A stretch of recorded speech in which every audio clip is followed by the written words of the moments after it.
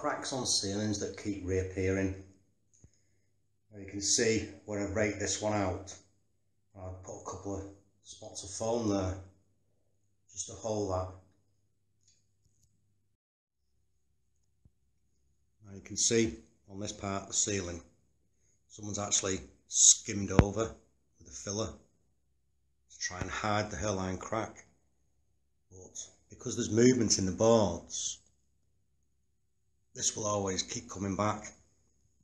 The easiest way to get rid of it is just put a couple of holes down the crack, just through the plaster, and then a spot of foam will hold it all, pin it.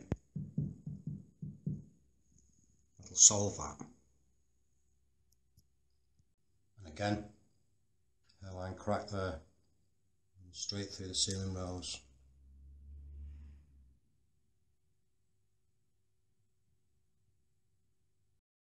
Yeah, it's a good idea to get these cracks sorted out. I mean, the wrong way to do it is reskim the ceiling. This one's been reskimmed, you can see. And it's done a really good job. But the cracks haven't been solved, so they've come back again. It's just down to movement in the boards.